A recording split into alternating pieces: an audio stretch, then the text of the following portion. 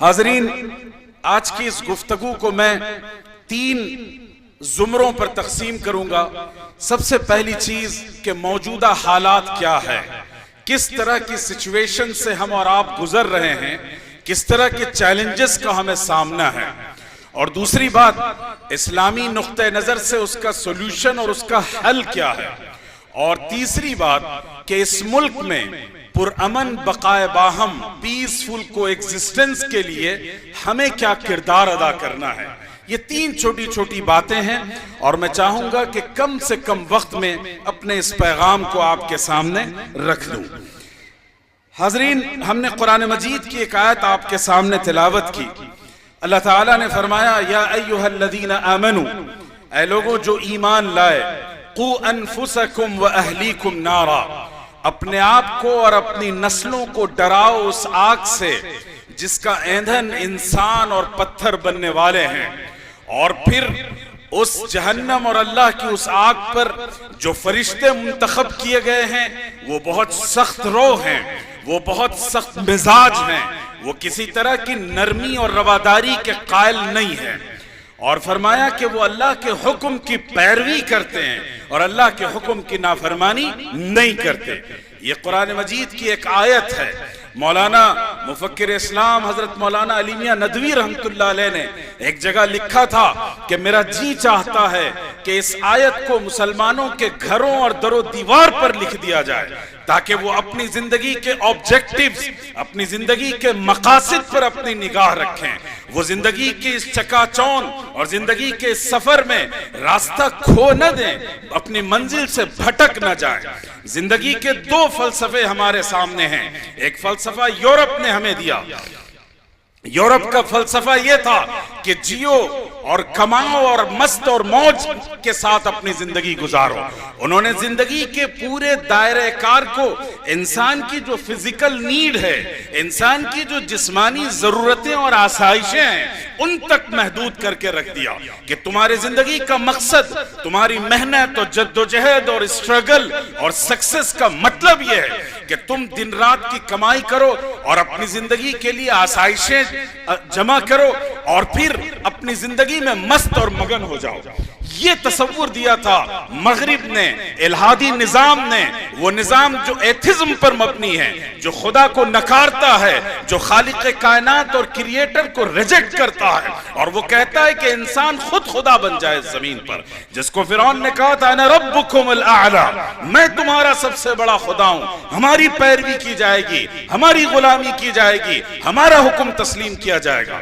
آج پوری دنیا کا پولیٹیکل سسٹم، اکنامیکل سسٹم، جتنا سماجی نظام ہے وہ اسی اصول اور ضابطے پر ہے، لیکن ہم اللہ کی کتاب پر یقین رکھتے ہیں، ہم اس دین اور مذہب پر ایمان رکھتے ہیں جو اللہ کا سچا مذہب ہے، جو ستیہ سندیش ہے، ایشور کی طرف سے تمام انسانوں کو دیا گیا۔ تمام پیغمبر اور میسنجر، اللہ کے پروفٹس اسی پیغام کو لے کر آئے تھے، اور وہ پیغام تھا کہ تم اس دنیا میں بھیجے گئے ہو ایک مسافر کی طرح، تمہیں سفر کرنا ہے، منزل تک پہنچنا ہے، لیکن تمہاری آخری منزل وہ اپنے رب کی رضامندی ہے، اپنے رب کی غلامی ہے، اپنے رب کو خوش کرنا ہے۔ لیکن افسوس کی بات یہ ہے کہ ہم ایک ایسے نظام تعلیم اور ایجوکیشن سسٹم کے حوالے کر دیے جو نظام ہمیں اللہ سے بے پرواہ کر چکا، اپنی زندگی کے مقاصد سے بے تعلق کر چکا، ہماری منزل سے ہمیں بھٹکا دیا اس نے، اور ہم اسی پر مگن اور مست ہو کر ملن ہو کر چلے جا رہے ہیں، ہمیں اپنی منزل کے سراغ کی تلاش نہیں ہے۔ تو محترم دوستو، اللہ تعالیٰ نے فرمایا کہ اے وہ لوگوں جو ایمان لائے، اور یہ آیت سب سے پہلے مخاطب کرتی تھی ان لوگوں کو جنہوں نے آقا علیہ السلام کے ہاتھ پر ایمان لائے تھے، جنہوں نے کلمہ لا الہ الا اللہ پر سب سے پہلے عہد لیا تھا، سب سے پہلے انہوں نے کمٹمنٹ کیا تھا، ان لوگوں کے بارے میں کہتا ہے قرآن، اے وہ لوگوں جو ایمان لا چکے، قوا انفسکم، اپنے آپ کو ڈراؤ، اور بات یہاں پر مکمل نہیں ہوئی، صرف سیلف ریسپانسبلٹی کافی نہیں ہے، بلکہ اللہ نے فرمایا وَأَهْلِيكُمْ، اپنے اہل و عیال کو، اپنی فیملی کو، اپنے بال بچوں کو، اپنی سوسائٹی کو اس اللہ کے عذاب سے اور ناکامی سے بچاؤ۔ گویا اللہ فرماتے ہیں کہ سکسیس اور فیلئر کا جو کانسیپٹ ہے بنیادی اسلام میں، وہ تنہا میں کامیاب ہو جاؤں، یہ سیلفشنس ہے، یہ خود غرضی ہے۔ اور میں کہتا ہوں نوجوانوں سے، آج کے دور میں صرف دو چیزوں کا رواج ہے، ایک سیلفی کا اور دوسرے سیلفشنس کا۔ آج کا سماج ہمیں اسی راہ پر اور اسی ڈگر پر ڈال چکا ہے۔ تو اللہ تعالیٰ نے ہمیں فرمایا کہ اگر ایمان لا چکے ہو تو اب اطمینان سے نہ بیٹھو، اپنے بارے میں خوش فہمیوں میں مبتلا نہ ہو جاؤ، تم غلط فہمیوں کے شکار نہ ہو جاؤ کہ تم اللہ کے پسندیدہ ہو، تم اللہ کا وہ گروہ ہو جس کو اللہ نے منتخب کیا ہے، بلکہ فرمایا کہ اپنی جد و جہد اور اپنی تگ و دو اور اپنا اسٹرگل جاری رکھو، اس بات کے لیے کہ آگے کوئی عمل تمہیں جہنم کی طرف نہ لے جائے، زندگی کی کوئی سرگرمی اور ایکٹیویٹی یا کوئی سسٹم تمہیں ڈھکیل کر اور پش کر کے جہنم کی طرف اور اللہ سے ناراضگی اور بغاوت کی طرف نہ لے جائے۔ تو یا ایھا الذین آمنوا قوا انفسکم، اور دوسری بات کہی گئی وَأَهْلِيكُمْ، اپنے اہل عیال کو۔ دو رسپانسبلٹی ہماری ہے، ایک طرف سیلف پروٹیکشن ہے، اپنی ذات کا تحفظ ہے، لیکن یہ کافی نہیں ہے۔ آپ کی رسپانسبلٹی، آپ کی ڈیوٹی، آپ کی اکاؤنٹیبلٹی اس وقت تک مکمل نہیں ہو سکتی جب تک کہ آپ اگلی جنریشن کی فکر نہ کریں، ان کو بھی صحیح راستے پر گامزن نہ کر دیں، اس وقت تک آپ کی ذمہ داری نامکمل رہے گی۔ تو گویا ہمیں آج کے ہندوستان میں ان دونوں سوالات کو اپنے سامنے رکھنا ہے۔ سب سے پہلی بات، کیا مقصد کی، آبجیکٹیویٹی کی کلیئرٹی ہمارے سامنے ہے یا نہیں ہے؟ ہماری زندگی کا کیا مقصد ہے، اس کا جواب ہمارے سامنے ہے یا نہیں؟ اور دوسری بات، کیا ہم اپنی اگلی نسلوں کی کامیابی اور سکسیس اور بھلائی کے لیے فکر مند ہیں؟ اس کے لیے کوئی ایکشن پلان ہے، کوئی منصوبہ بندی ہے یا نہیں ہے؟ یہ دو سوالات ہیں جن کا ہمیں جواب دینا ہے۔ اب آئیے صورتحال کا جائزہ لیجئے۔ صورتحال یہ ہے کہ یہ ملک انگریزوں کی غلامی سے آزاد ہوا اور پھر ایک نئی غلامی کے شکنجوں میں جکڑ دیا گیا۔ میں آپ کو بتاؤں کہ انگریزوں کے دور میں ایک نیا سلیبس، ایک نیا کریکولم اس ملک میں انٹروڈیوس کیا گیا تھا، لیکن اگر آپ پچھلی کتابیں اٹھا کر دیکھیں یا جن بزرگوں نے وہ کتابیں پڑھی اس سلیبس کے طور پر، تو ان کو اندازہ ہوگا کہ وہ انگلش کا لٹریچر ہو، میتھ کا ہو، سائنس کا ہو، سوشل سائنسز کا ہو، ان تمام مضامین میں جو باتیں تھیں وہ کبھی جانوروں کی سٹوریز ہوا کرتی تھی، اینیملز کا ذکر تھا، وہ کیریکٹرز تھے۔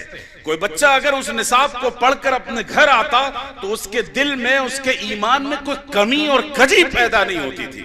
لیکن آج جو سلیبس آپ کی جنریشن کو پڑھایا جا رہا ہے نیشنل ایجوکیشن پالیسی کے نام پر، وہ سلیبس ایسا ہے جو سلیبس آپ کی نسلوں کو ایمان سے نکال کر کفر و شرک کی تاریکی میں ڈال دے گا، کفر و شرک کے ظلمت کدے میں پھینک دے گا، ناکامیوں کے توق ان کے گلے میں ڈال دیے جائیں گے۔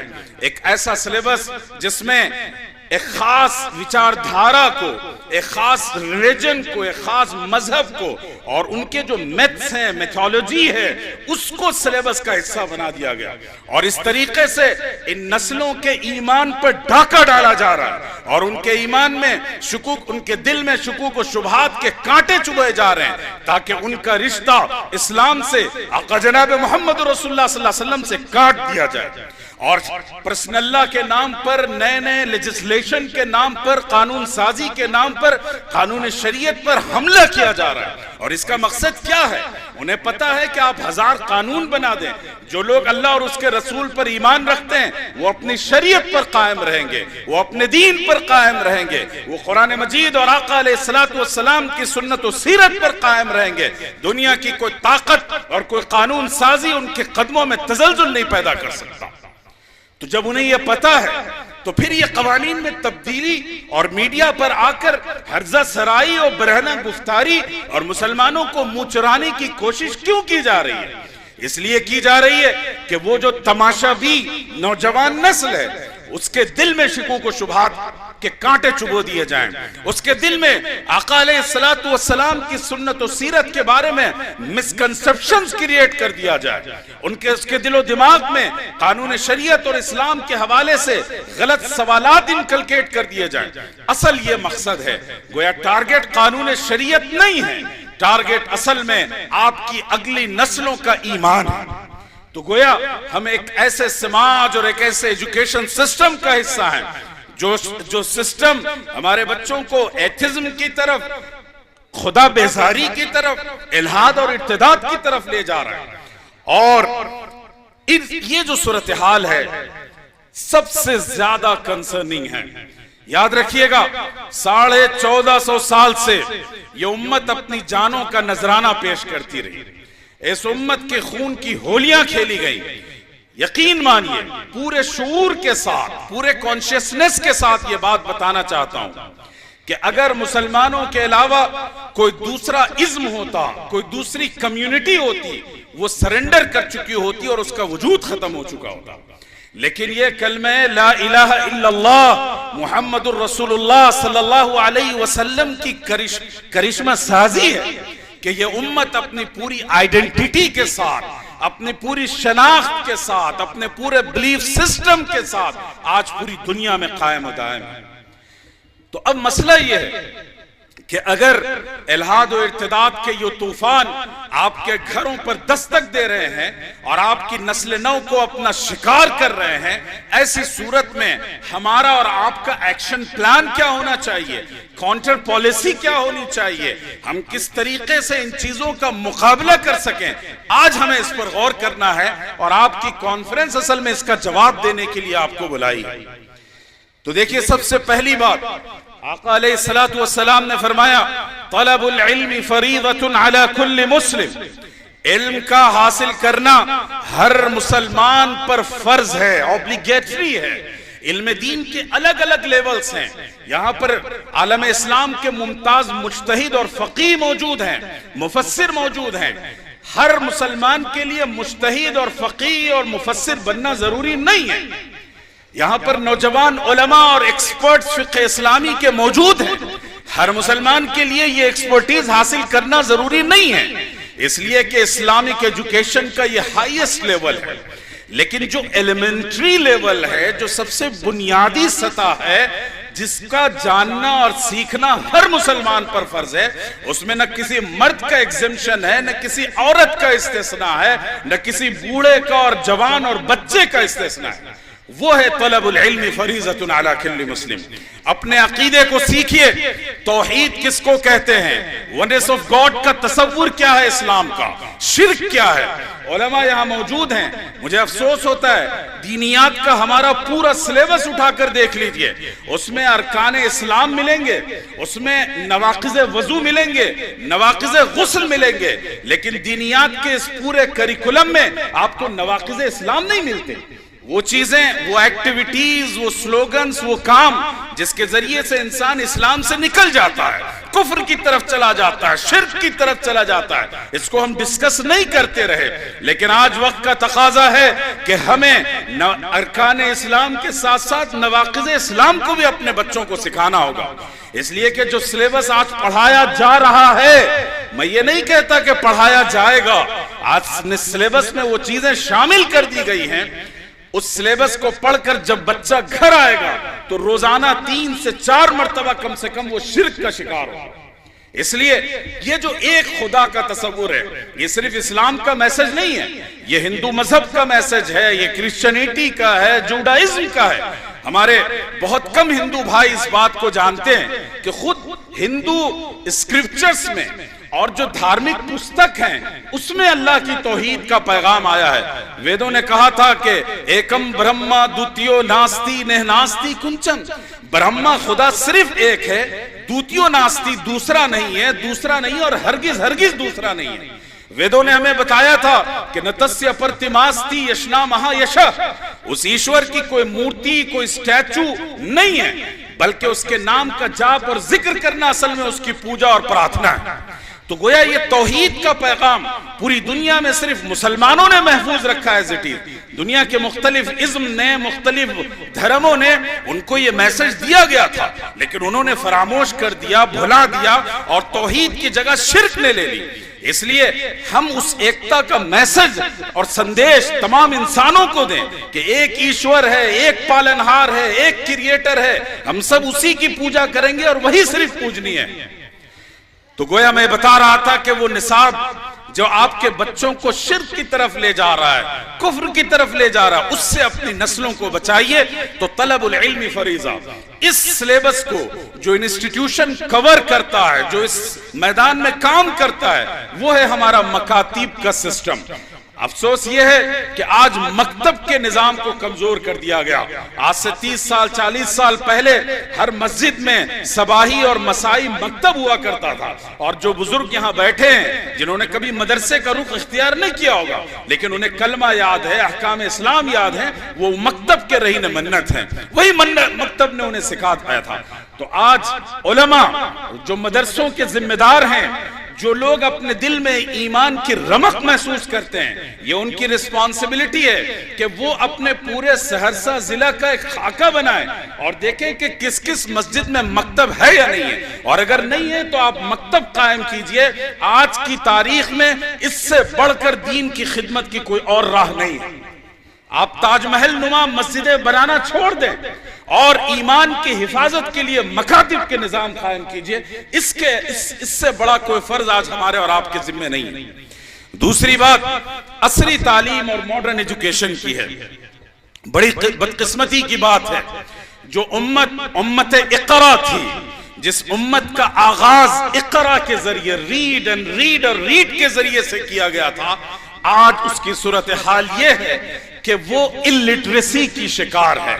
2011 میں پارلیمنٹ میں اعداد و شمار پیش کیے گئے تھے اور اس کے مطابق اس ملک میں مسلمان 47.3% مسلمان وہ ہیں جو الٹریٹ ہیں، جو اپنی مدر ٹنگ میں، مادری بھاشا میں لکھنا اور پڑھنا نہیں جانتے۔ امت اقرا جہالت کی اس سطح پر پہنچ چکی ہے، اس میں مجرم ہم ہیں، ہمارے ادارے ہیں، ہماری شخصیتیں جنہوں نے اس جانب سے تغافل برتا۔ تو یاد رکھیے گا کہ اسلام نے علم نافع اور غیر نافع کی بات کی ہے۔ وہ علم جس سے انسانیت کا فائدہ ہو، وہ علم جس کے ذریعے سے انسان اپنے خالق اور مخلوق کو پہچان سکے، اس یونیورس، فزیکل یونیورس کو پہچان سکے، وہ علم نافع ہے، اور اس کی اسلام نے ہمیشہ حوصلہ افزائی کی۔ آپ دیکھ لیں قرآن نے کہا اقرأ بسم ربک الذی خلق، پڑھیے اپنے رب کے نام سے جس نے پیدا کیا۔ قرآن نے یہ نہیں کہا کہ صرف اللہ کی کتاب پڑھیے اور حدیث رسول پڑھیے اور علم دین کی کتابیں پڑھیے، قرآن نے سارا میدان کھول کر رکھ دیا، کہا پڑھیے۔ صرف ایک کنڈیشن اللہ نے لگائی ہے، بسم ربک۔ علم کی کوئی بھی برانچ ہو، اس کا رشتہ آپ کے رب سے جڑے رہنا چاہیے، چاہے میڈیسن ہو، انجینئرنگ ہو، آئی ٹی ہو، سائنس ہو، ٹیکنالوجی ہو۔ اگر اس علم کا رشتہ اللہ سے کٹ گیا تو وہ علم انسانوں کے لیے بہت ہی نقصان دہ ہوگا۔ آپ دیکھ رہے ہیں بہت سے لوگ میڈیکل کی ڈگری حاصل کر کے انسانی نعشوں کا سودا کرتے ہیں، مردوں کے اوپر تجربات کرتے ہیں اور ان سے پیسے بناتے ہیں۔ یہ اس لیے ہے کہ اس علم کا، اس میڈیکل ایجوکیشن کا رشتہ اللہ سے کاٹ دیا گیا۔ تو یاد رکھیے گا کہ علم کے سارے راستے آپ کے لیے کھلے ہیں، اور فقہ نے لکھا ہے، امام غزالی نے لکھا ہے کہ ڈاکٹر بنانا تو واجب ہے۔ تو اس طریقے سے علم کے جتنے نفع بخش دائرے ہیں ان سب میں ہمارے افراد ہونے چاہیے۔ مجھے خوشی ہوئی کہ آپ کے اس علاقے میں بہت ہی اعلیٰ تعلیم یافتہ، ہائیلی ایجوکیٹڈ اور انٹلیکچوئل لوگ ہیں۔ یہ تصویر ملک کے ہر حصے میں ہونی چاہیے۔ اللہ کے رسول صلی اللہ علیہ وسلم نے بدر کے موقع پر جو قیدی اپنا فدیہ نہیں دے سکتے تھے ان کے لیے کہا کہ تم ہمارے 10 لوگوں کو لکھنا پڑھنا سکھا دو، ہم تمہیں آزاد کر دیں گے۔ سوال یہ ہے کہ مکہ کے مشرکین اور وہ ڈس بلیورز کیا صحابہ کو قرآن سکھانے کے لیے اپوائنٹ کیے گئے تھے؟ کیا وہ احادیث رسول اور سیرت نبوی سکھانے کے لیے اپوائنٹ کیے گئے تھے؟ نہیں، بلکہ وہ اس زمانے کا جو ماڈرن ایجوکیشن تھا، جس کو رائٹنگ اور ریڈنگ اسکل کہتے ہیں، وہ سکھانے کے لیے متعین کیے گئے تھے۔ دیکھیے اس موقع پر جبکہ اسلامی ریاست کو پیسے کی ضرورت تھی، دوسری ضرورتیں تھی، اللہ کے رسول صلی اللہ علیہ وسلم نے ان سب کو نظر انداز کر دیا اور امت کو یہ پیغام دیا کہ اگر تمہیں فاقہ کشی سے گزرنا پڑے گزر جاؤ، لیکن علم حاصل کرو۔ اور آگے آئیے، صحابیات، یہاں خواتین موجود ہیں، میں آپ سے کہوں گا کہ صحابیات کی تاریخ پڑھیں اور ان کے روشن نقوش کو اپنی زندگی میں شامل کرنے کی کوشش کریں۔ ام المومنین حضرت عائشہ کا ذکر آتا ہے۔ حضرت عائشہ رضی اللہ تعالی عنہ ایک طرف حدیث کی اور فقہ کی ایکسپرٹیز تھی ان کے پاس، لیکن اس کے ساتھ ساتھ شاعری، جو ظاہر اسلامی فن نہیں تھا، اس کی وہ ایکسپرٹ تھی، ہزاروں اشعار انہیں زبانی یاد تھے۔ عربوں میں ایک فن تھا انساب کا، نسبوں کو یاد رکھنے کا، حضرت عائشہ اس کی ایکسپرٹ تھی۔ اس کے ساتھ ساتھ حضرت عائشہ نے رائٹنگ اسکلز اور کیلیگرافی سیکھی تھی۔ یہ سب اس وقت کے ماڈرن ایجوکیشن کا حصہ تھا۔ حضرت زید بن ثابت کو اٹھا کر دیکھیے کہ اللہ کے رسول صلی اللہ علیہ وسلم نے انہیں کہا تھا عبرو لینگویج سیکھنے کے لیے، عبرانی زبان جو یہودیوں کی زبان تھی، غیر مسلموں کی زبان تھی، اللہ کے رسول صلی اللہ علیہ وسلم نے کوئی بھید بھاؤ نہیں برتا، آپ نے فرمایا سیکھو، اور انہوں نے 1 ہفتہ 10 دن کے اندر وہ زبان سیکھی۔ بعض صحابہ کو رسول اللہ صلی اللہ علیہ وسلم نے فارسی سکھوائی۔ اور آگے بڑھیے، حضرت ام المومنین حضرت خدیجہ رضی اللہ تعالی عنہ جو ملٹی نیشنل بزنس کی اونر تھی، وہ تجارت کرتی تھی، ملکوں کے درمیان ان کی تجارت تھی، اور اسلام کے لیے جو سب سے پہلا ڈونیشن دیا گیا وہ ام المومنین حضرت خدیجہ کے ذریعے دیا گیا۔ آگے آئیے، حضرت رفیدہ الاسلمیہ، یہ انصاری خاتون ہیں، صحابیہ ہیں، اللہ تعالیٰ نے ان کو بے پناہ صلاحیتوں سے نوازا تھا، اور کہا جاتا ہے کہ اسلامی تاریخ کی بلکہ ہیومن ہسٹری کی سب سے پہلی لیڈی سرجن حضرت رفیدہ الاسلمیہ تھی، جن کے لیے غزوہ خندق میں رسول اللہ صلی اللہ علیہ وسلم نے emergency medical camp Masjid Nabawi کے اندر لگایا تھا، اور بہت سے صحابہ کا علاج اور ان کی سرجری حضرت رفیدہ نے کی۔ حضرت نصیبہ کو یاد کر لیجئے، حضرت نصیبہ گھوڑ سوار تھیں، مختلف غزوات میں رسول اللہ صلی اللہ علیہ وسلم کے ساتھ شریک رہیں، بعض غزووں میں ان کے ساتھ وارئرز میں سے تھی، انہیں 12 تیر کے نشان لگے۔ ایسے ایسے زندہ نقوش ہیں۔ تو دیکھیے ماڈرن ایجوکیشن کے جتنے جائز دائرے ہیں ان سب میں لڑکوں کو لڑکیوں کو پڑھنا چاہیے اور ہمیں اپنے ایجوکیشن سسٹم کو مضبوط کرنا چاہیے۔ یہاں جناب قیصر صاحب اور مختلف تعلیم یافتہ لوگ اور قائدین بیٹھے ہیں، میں آپ سے ایک شکایت کرنا چاہوں گا۔ میں نے آج صبح دریافت کیا کہ آپ کے علاقے میں گرلز کے لیے سپریٹ ایجوکیشن سسٹم ہے یا نہیں؟ پتہ چلا ابھی تک ایسا نظام نہیں ہے۔ اللہ نے آپ کو تعلیم سے نوازا، پیسے سے نوازا، دولت سے نوازا، اقتدار عطا کیا، اس کے باوجود اگر ہم یہ ذمہ داریاں اور رسپانسبلٹی ادا نہ کریں، میں سمجھتا ہوں اللہ کے پاس جواب دہ ہوں گے۔ میں مبارکباد دیتا ہوں سہرسہ اور اس پورے علاقے کے لوگوں کو۔ ارتداد کے جس طوفان سے پورا ملک جوجھ رہا تھا، ہمیں بتایا گیا کہ یہاں کے علماء نے کوششیں کر کے جو 25-30 لڑکیاں انٹرفیتھ میرجز کی شکار ہو گئی تھی، ان سب کو ان کے چنگل سے نکال کر ان کا ریہیبلیشن کیا۔ تو یاد رکھیے گا کہ ہمیں یہ حالات کیوں پیش آتے ہیں؟ ہمارے پاس اپنا ایجوکیشن سسٹم نہیں ہے، ہم اسلامک ویلیوز کے ساتھ نظام تعلیم فراہم نہیں کر رہے ہیں، تو اسی وجہ سے یہ برائیاں اندر در آ رہی ہیں۔ تو خدا کے لیے اس رسپانسبلٹی کو لیجئے، اسکول ہو، کالجز ہوں، ڈگری کالجز ہوں، وہ مسلمان قائم کریں۔ یہ بہترین بزنس بھی ہے اور اس سے بڑھ کر خدمت ہے۔ اس لیے دوسرا حل یہ ہے کہ عصری تعلیم میں ہم اپنے نوجوانوں کو آگے بڑھائیں اور لڑکے لڑکیوں کی تعلیم اور ان کے امپاورمنٹ کے لیے قوم یہ رسپانسبلٹی لے، یہاں کے ذمہ دار یہ رسپانسبلٹی لیں اور اس کام کو انجام دیں۔ تیسری چیز جو اس حوالے سے سولوشن کے طور پر میں کہنا چاہتا ہوں وہ یہی ہے کہ عورتوں کی دینی تعلیم کی طرف توجہ کیجیے۔ دیکھیے ہمارے لیے جو اصل نشان راہ ہے، جو سرچشمہ ہے، جو ریسورس ہے، جہاں سے ہمیں گائیڈنس ملتی ہے، رہنمائی ملتی ہے، وہ ہے آقا جناب محمد رسول اللہ صلی اللہ علیہ وسلم کی ذات گرامی، ان کا اسوہ، ان کی سیرت اور قرآن مجید کی تعلیمات۔ اس سے جب بھی ہم روگردانی کریں گے، سماج اپنی صحیح اسلامی بنیادوں پر قائم نہیں رہ سکتا۔ اللہ کے رسول صلی اللہ علیہ وسلم ویمن ایجوکیشن کو لے کر کتنے کنسرن تھے. آپ صلی اللہ علیہ وسلم کی مجلسوں میں خواتین آتی تھیں, مسجد میں آتی تھیں, اور اس کے ساتھ ساتھ رسول اللہ صلی اللہ علیہ وسلم نے, امام بخاری نے یہ حدیث نقل کی ہے کہ ایک دن خاص اسپیشل ویمن ڈے آپ نے رکھا تھا کہ اگر کوئی ہیزیٹیشن ہو, سوال کرنے میں کوئی جھجک ہو, تو خواتین اپنی سپریٹ کلاسز میں آ کر رسول اللہ صلی اللہ علیہ وسلم سے تعلیم حاصل کریں. اور آپ صلی اللہ علیہ وسلم نے اپنی گھر کی لڑکیوں کو, اپنے گھر کی عورتوں کو اور سماج کی تمام تر عورتوں کو اس تعلیم کے زیور سے آراستہ کیا.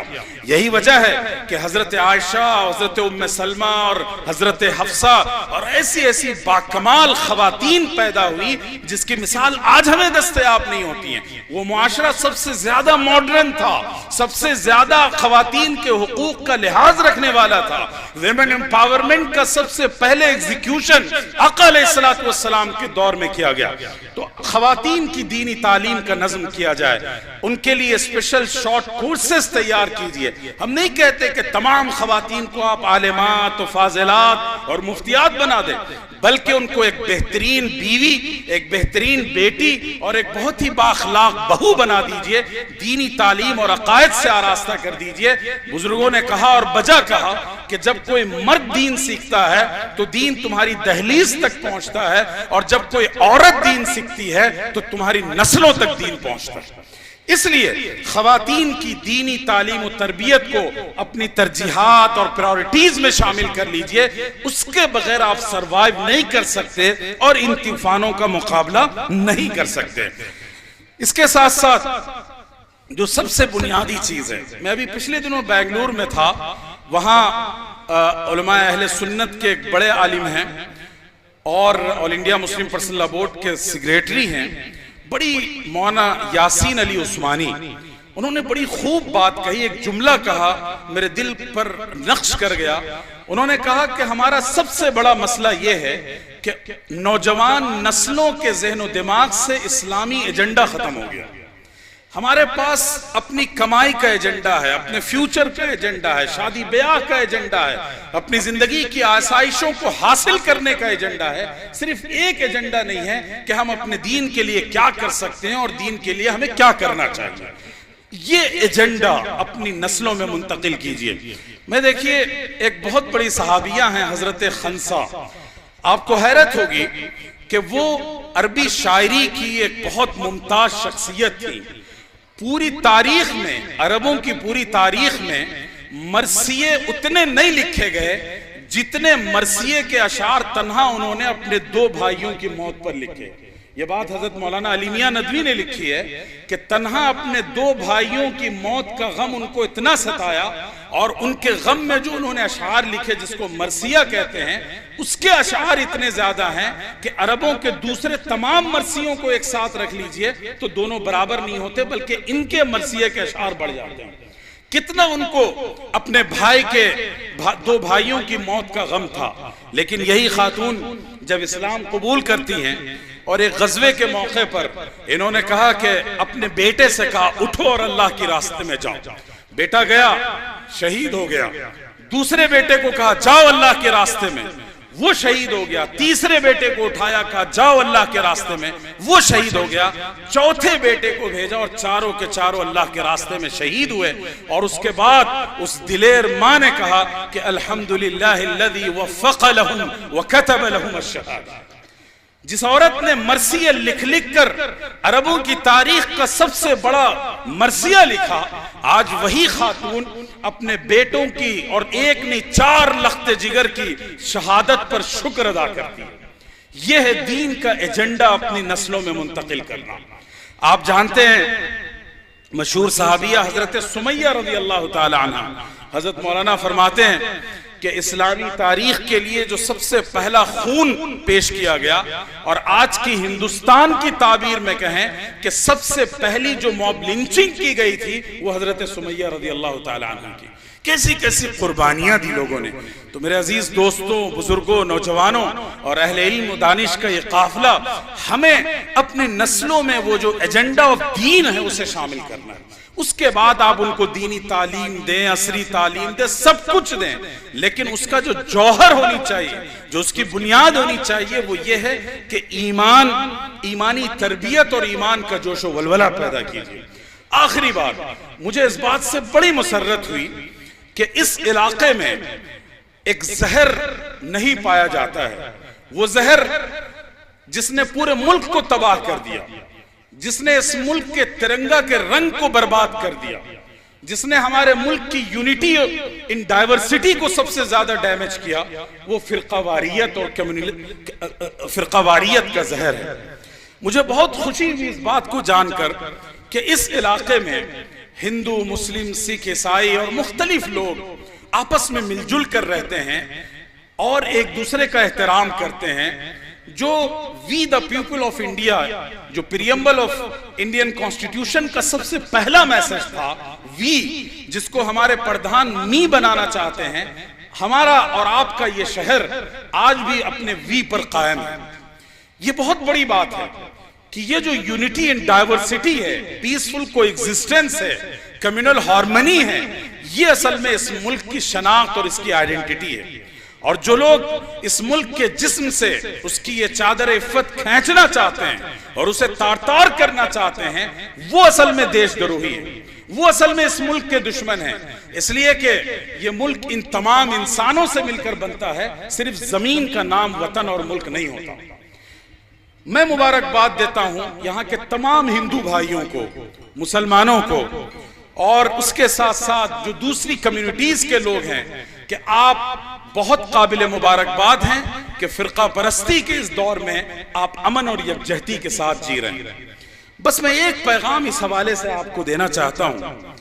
آپ جانتے ہیں کہ حضرت خدیجہ کا نام آیا، اللہ کے رسول صلی اللہ علیہ وسلم پر جو سب سے پہلی وحی آئی، اور غار حرا سے نکل کر آپ صلی اللہ علیہ وسلم گوشہ عافیت اور لائف پارٹنر حضرت خدیجہ کے پاس گئے اور انہیں جا کر اپنی سچویشن کا بتایا، اور ایموشنلی جو آپ صلی اللہ علیہ وسلم ڈسٹرب ہوئے تھے اس بارے میں تفصیلات بتائی۔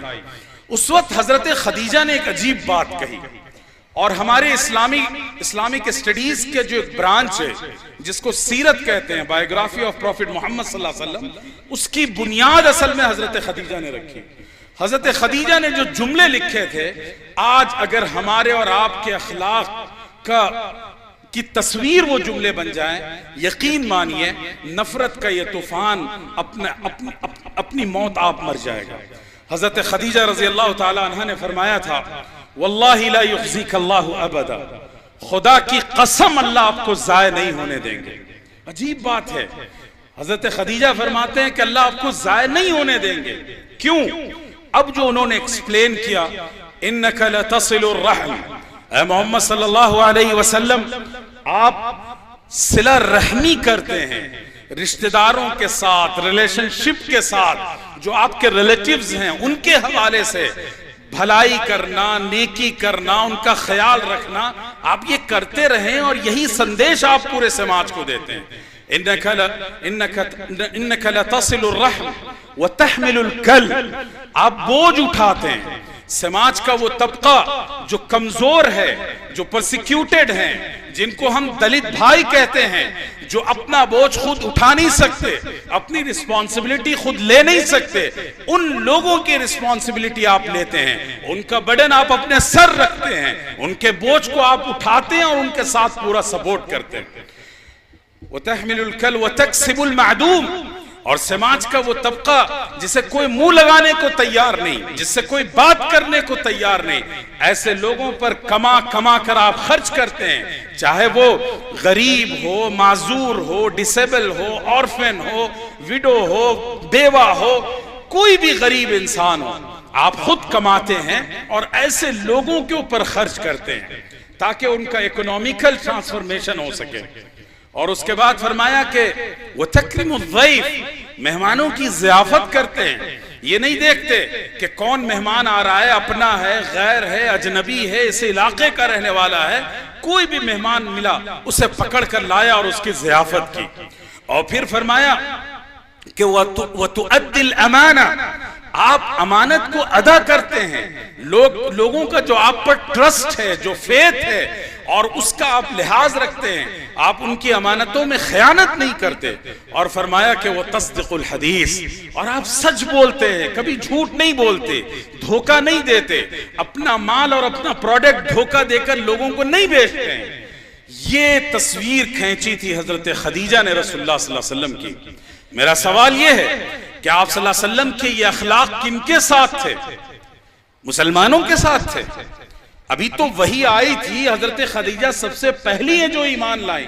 یہ میسج اور یہ سندیش مکہ کی گلیوں تک نہیں پہنچا، ڈس بلیور تک نہیں پہنچا، بلکہ اللہ کے رسول صلی اللہ علیہ وسلم کا یہ جو اخلاق، آپ کے اخلاق تھے، ویلیوز تھے، ایتھکس تھے، یہ سب کے سب ان لوگوں کے لیے تھے جنہوں نے کعبۃ اللہ میں 360 بتوں کی پرستش کی تھی، جنہوں نے کعبۃ اللہ کی حرمت کو پامال کیا تھا، جو کعبۃ اللہ کا برہنہ بدن طواف کرتے تھے، جنہوں نے اللہ کی توحید کو ٹھکرا کر شرک کو گلے لگایا تھا۔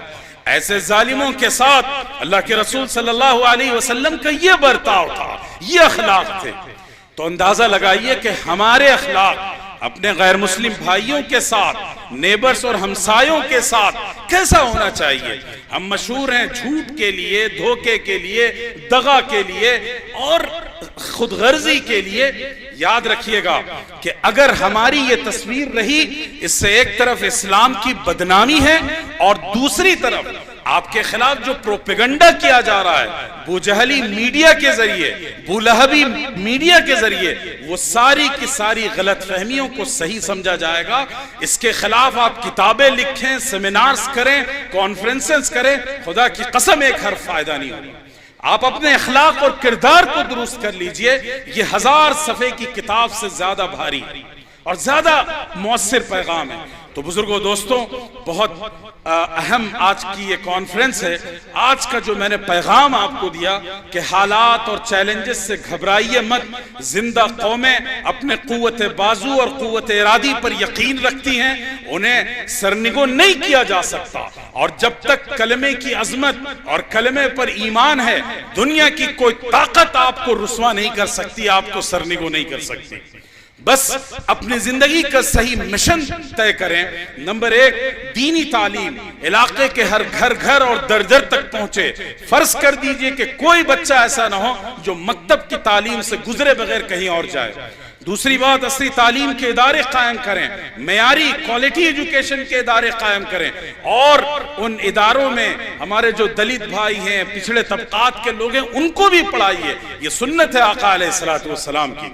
اور تیسری بات یہ ہے کہ ایمانی جذبہ، ایمانی ایجنڈا اپنی نسلوں تک منتقل کیجئے۔ اور آخری بات کہ جو آپ کے اس علاقے میں محبت اور بھائی چارگی کا ماحول ہے، اسے باقی رکھیے، اخوت اور محبت کے جذبے سے اس پر شبنم کی بوچھار کیجئے، اور اپنے اخلاق و کردار کے ذریعے سے اپنی تصویر کو اتنی خوبصورت بنائیے کہ کوئی چاہ کر بھی آپ سے نفرت نہ کر سکے۔ ھذا صلی اللہ علی سیدنا محمد وبارک وسلم، والحمد للہ رب العالمین۔